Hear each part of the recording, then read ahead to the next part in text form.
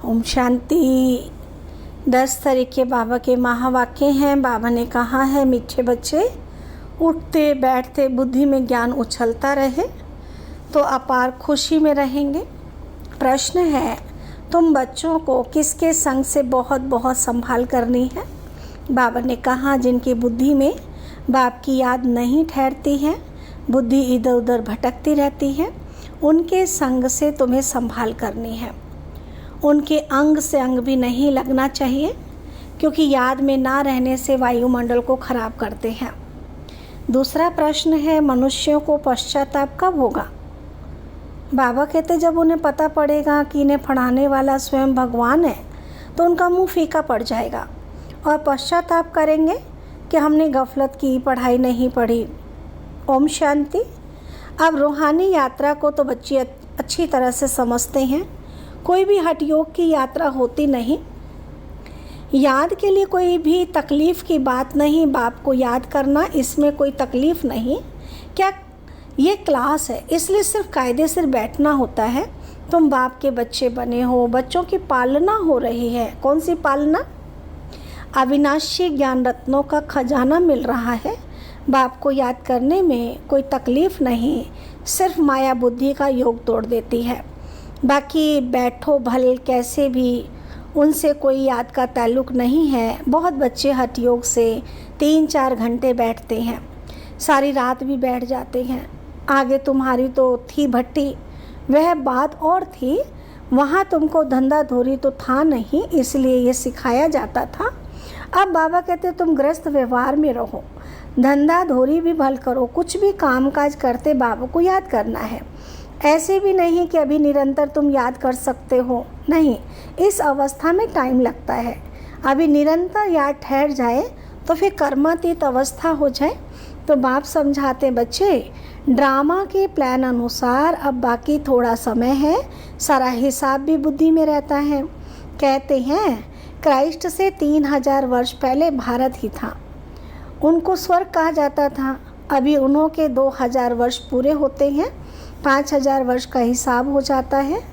देखा जाता है तुम्हारा नाम सारा विलायत से ही निकलेगा, क्योंकि उन्हों की बुद्धि फिर भी भारतवासियों से तीखी है। भारत से पीस भी वह मांगते हैं। भारतवासियों ने ही लाखों वर्ष कहकर और सर्वव्यापी का ज्ञान देकर बुद्धि बिगाड़ दी है। तमो प्रधान बन गए हैं। वह इतने तमो प्रधान नहीं बने हैं। उन्हों की बुद्धि तो बड़ी तीखी है। उन्हों का जब आवाज़ निकलेगा तब भारतवासी जागेंगे, क्योंकि भारतवासी एकदम घोर नींद में सोए हुए हैं। वह थोड़े सोए हुए हैं। उन्हों से आवाज़ अच्छा निकलेगा। विलायत से आए थे भी तो हमको कोई बतावे, मना विलायत से आए भी थे कि हमको कोई बतावे, मना वो चाहते थे कि हमें भारत का प्राचीन राज्यों कोई बताए। दुनिया में पीस कैसे हो सकती है? क्योंकि बाप भी भारत में आते हैं ना, तो भारत से ही आवाज़ निकलेगा। ये बात तो तुम बच्चे भी बता सकते हो। दुनिया में फिर से वह पीस कब और कैसे होगी, तुम बच्चे जानते हो। बरोबर पैराडाइज अथवा हेवन था, नई दुनिया में भारत पैराडाइज था, ये और कोई भी नहीं जानते। मनुष्यों की बुद्धि में ये बात ही बैठ गई है कि ईश्वर सर्वव्यापी है और कल्प की आयु लाखों वर्ष कह दी है। सबसे जास्ती पत्थर बुद्धि ये भारतवासी ही बने हैं। ये गीता शास्त्र आदि सब भक्ति मार्ग के हैं, फिर भी ये सब ऐसे ही बनेंगे। भल ड्रामा को जानते हैं, फिर भी बाप तो पुरुषार्थ कराते हैं। तुम बच्चे जानते हो, क्या जानते हो? विनाश तो ज़रूर होगा। बाप आए ही हैं नई दुनिया की स्थापना करने, ये तो खुशी की बात है ना। जब कोई बड़ा इम्तहान पास करते हैं तो अंदर में खुशी होती है, हम ये सब पास कर देवता जाकर बनेंगे। सारा पढ़ाई पर मदार है। तुम बच्चे जानते हो, बरोबर बाप हमको पढ़ाकर यह बनाते हैं। बरोबर पैराडाइज हेवन था।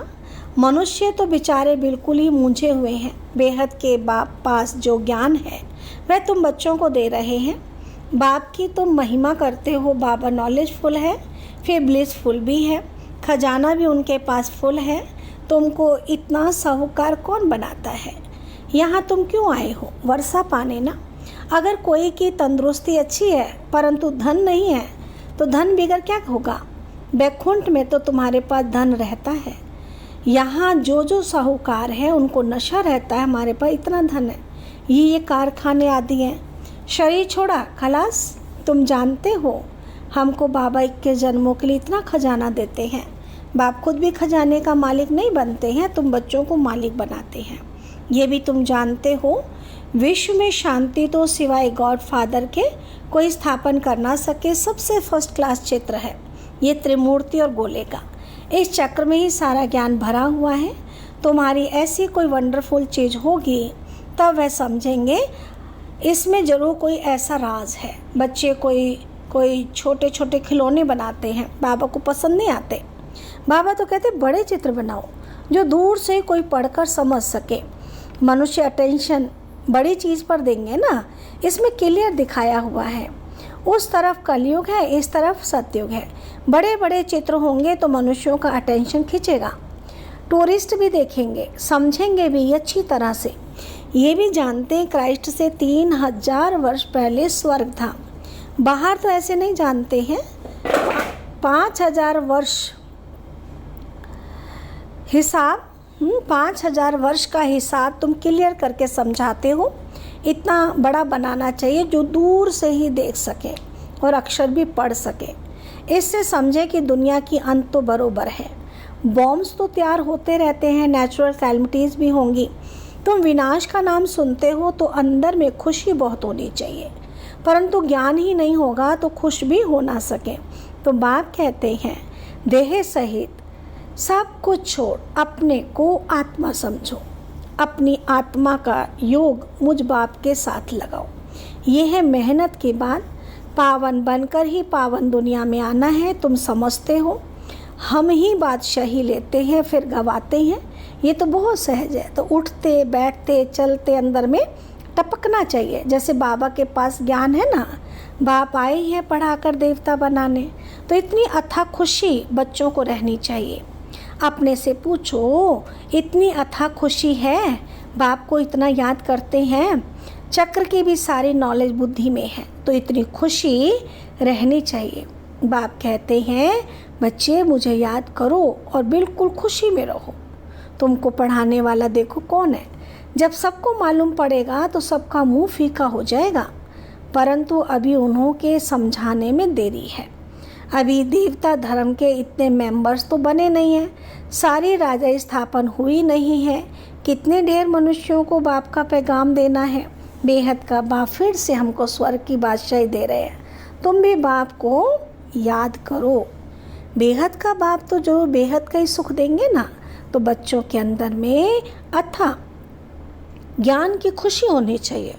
और जितना बाप को याद करते रहेंगे तो आत्मा पवित्र बनती जाएगी। ड्रामा प्लान अनुसार तुम बच्चे जितनी सर्विस का प्रजा बनाते हो तो जिनका कल्याण होता है उन्हों की फिर आशीर्वाद भी मिल जाती है।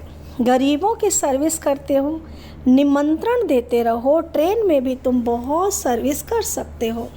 इतने छोटे बैच में ही कितनी नॉलेज भरी हुई है। सारी पढ़ाई का तंत्र इसमें है। बैचेस तो बहुत अच्छे अच्छे ढेर बनाने चाहिए जो किसी को सौगात भी दे सके, कोई को भी समझा सके। समझाना तो सहज है ना। सिर्फ शिव बाबा को याद करो। शिव बाबा से ही वर्षा मिलता है, तो बाप को और वर्षे को और स्वर्ग की बादशाही कृष्णपुरी को याद करो। मनुष्यों की मत तो कितनी मूंझी हुई है, कुछ भी समझते नहीं। विकार के लिए कितना तंग करते हैं, काम के पिछाड़ी कितना मरते हैं, कोई बात भी समझते नहीं। सबकी बुद्धि बिल्कुल चट हो गई है, बाप को जानते ही नहीं। ये भी ड्रामा की नूंद है सबकी। बाबा कहते मेंटल खलास हो गई है, मानसिक शक्ति खत्म हो गई है। बाप कहते बच्चों तुम पवित्र बनो तो ऐसे स्वर्ग के मालिक बन जाएंगे, परंतु समझते ही नहीं। आत्मा की ताकत सारी निकल गई है। कितना समझाते हैं, फिर भी पुरुषार्थ करना और कराना है। पुरुषार्थ में थकना नहीं है, हार्ट फेल भी नहीं होना है। इतनी मेहनत की, भाषण से एक भी नहीं निकला, लेकिन तुमने जो सुनाया उससे जिसने भी सुना उस पर छाप तो लग गई ना। पिछाड़ी में सब जानेंगे जरूर, तुम बीके की अथाह महिमा निकलने वाली है। परंतु एक्टिविटी देखते हैं तो जैसे एकदम बेसमझी की, कोई रिगार्ड ही नहीं, पूरी पहचान नहीं, बुद्धि बाहर भटकती रहती है। बाप को याद करें तो मदद भी मिले ना। बाप को याद करते नहीं तो गोया वह पतित है, तुम बनते हो पावन। जो बाप को याद नहीं करते हैं तो उन्होंने बुद्धि जरूर कहाँ ना कहाँ भटकती रहती है। तो उनके साथ अंग से अंग नहीं मिलना चाहिए, क्योंकि याद में ना रहने के कारण वह वायुमंडल को खराब कर देते हैं। पवित्र और अपवित्र इकट्ठे हो ना सके, इसलिए बाप पुरानी सृष्टि को खलास कर देते हैं। दिन प्रतिदिन कायदे भी सख्त निकलते जाएंगे। बाप को याद नहीं करते तो फायदे के बदले और ही नुकसान करते हैं। पवित्रता का सारा मदार याद पर है, एक जगह बैठने की बात नहीं है। यहाँ इकट्ठा बैठने से तो अलग अलग पहाड़ी पर जाकर बैठे वह अच्छा है। जो याद नहीं करते हैं वह पतित है, उनका तो संग भी नहीं करना चाहिए। चलन से भी मालूम पड़ता है याद बिगर पावन तो बन ना सके। हर एक के ऊपर पापों का बोझा बहुत है, जन्म जन्मांतर का। वह बिगर याद की यात्रा निकले कैसे, वह गोया पतित ही है। तो बाप कहते हैं मैं तुम बच्चों के लिए सारी पतित दुनिया को खलास कर देता हूँ, उनका संग भी ना हो। परंतु इतनी भी बुद्धि नहीं कि किसके साथ संग करना चाहिए। तुम्हारा प्यार पावन के साथ होना चाहिए, ये भी बुद्धि चाहिए ना। स्वीट बाप, स्वीट राजधानी के सिवाय और कोई याद ना आए। इतना सब त्याग करना कोई मासी का घर नहीं है। बाप को तो बच्चों पर अथाह प्यार है। बच्चे पावन बन जाओ तो तुम पावन दुनिया के मालिक बन जाएंगे। हम तुम्हारे लिए पावन दुनिया की स्थापना कर रहे हैं। इस पतित दुनिया को बिल्कुल खलास कर देते हैं। यहाँ इस पतित दुनिया में हर चीज़ तुमको दुख देती है, आयु भी कमती होती जाती है। इनको कहा जाता है बर्थ नॉट ए पेनी। कौड़ी और हीरे में फ़र्क तो रहता है ना। तो तुम बच्चों को कितनी खुशी होनी चाहिए। गाया भी जाता है सच तो बिट्ठो नच। तुम सत्युग में खुशी में डांस करते हो। यहाँ की कोई भी वस्तु से दिल नहीं लगानी है। इनको तो देखते हुए भी देखना नहीं है, आंखें खुली होते भी जैसे कि नींद हो। परंतु वह हिम्मत, वह अवस्था चाहिए। ये तो निश्चय है कि ये पुरानी दुनिया होगी ही नहीं। इतनी खुशी का पारा चढ़ा रहना चाहिए, चुटकी काटनी चाहिए। अरे हम शिव बाबा को याद करें तो विश्व की बादशाही मिलेगी। हठ योग से भी बैठना नहीं है, खाते पीते काम करते बाबा को याद करो। ये भी जानते हो राजधानी स्थापन हो रही है। बाप थोड़ी कहेंगे दासी बनो, बाप तो कहेंगे पुरुषार्थ करो पावन बनने का। बाप पावन बनने का पुरुषार्थ कराते हैं, तुम फिर पतित बनते हो। कितने झूठ पाप करते हो। हमेशा शिव बाबा को याद करो तो पाप सब स्वाहा हो जाए। ये बाबा का यज्ञ है, बड़ा भारी यज्ञ है। वह लोग यज्ञ रचते हैं, लाखों रुपया खर्चा करते हैं। यहाँ तो तुम जानते हो सारी दुनिया इसमें स्वाहा हो जानी है। बाहर से आवाज़ होगा, भारत में भी फैलेगा। एक तो बाप के साथ बुद्धि का योग हो तो पाप कटे और ऊंच पद भी मिले। बाप का तो फर्ज है बच्चों को पुरुषार्थ कराना।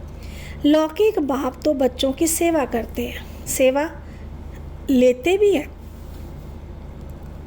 ये बाप तो कहते हैं मैं तुम बच्चों को 21 जन्मों का वर्षा देता हूँ। तो ऐसे बाप को याद जरूर करना है जिससे पाप कट जाए। बाकी पानी से थोड़ी पाप कटते हैं, पानी तो जहाँ तहाँ है। विलायत में भी नदियाँ हैं, तो क्या यहाँ की नदियाँ पावन बनाने वाली, विलायत की नदियाँ पतित बनाने वाली हैं क्या? कुछ भी मनुष्यों में समझ नहीं है। बाप को तो तरस पड़ता है। बाप समझाते हैं बच्चे गफलत मत करो। बाप इतना गुलगुल बनाते हैं तो मेहनत करनी चाहिए ना, अपने पर रहम करना चाहिए। अच्छा, मीठे मीठे सिक्के लदे बच्चों प्रति माता पिता बाप दादा का याद प्यार और गुड मॉर्निंग। रूहानी बाप के रूहानी बच्चों को नमस्ते। हम रूहानी बच्चों के रूहानी बाबा को नमस्ते। धारणा के लिए मुख्य सार है यहाँ की कोई भी वस्तु में दिल नहीं लगानी है, देखते हुए भी नहीं देखना है। आंखें खुली होते भी जैसे नींद का नशा रहता है ना, ऐसे खुशी का नशा चढ़ा हुआ हो। सेकंड पॉइंट है सारा मदार पवित्रता पर है, इसलिए संभाल करनी है कि पतित के अंग से अंग ना लगे। स्वीट बाप, स्वीट राजधानी के सिवाय और कोई याद न आए। वरदान बाबा ने दिया, हद की इच्छाओं को छोड़, अच्छा बनने वाले, इच्छा मात्रम अविद्या भाव। डिटेल है, मन में कोई भी हद की इच्छा होगी तो अच्छा बनने नहीं देगी। जैसे धूप में चलते हो तो परछाई आगे जाती है, उसको अगर पकड़ने की कोशिश करो तो पकड़ नहीं सकते, पीट करके आ जाओ तो परछाई पीछे पीछे आएगी। ऐसे ही इच्छा आकर्षित कर रुलाने वाली है, उसे छोड़ दो तो पीछे पीछे आएगी। मांगने वाला कभी भी संपन्न नहीं बन सकता। कोई भी हद की इच्छाओं के पीछे भागना ऐसे है जैसे मृग तृष्णा, इससे सदा बचकर रहो तो इच्छा मात्रम अविद्या बन जाएंगे। स्लोगन है, अपने श्रेष्ठ कर्म व श्रेष्ठ चलन द्वारा दुआएं जमा कर लो तो पहाड़ जैसी बात भी रुई के समान अनुभव होगी। अच्छा, ओम शांति।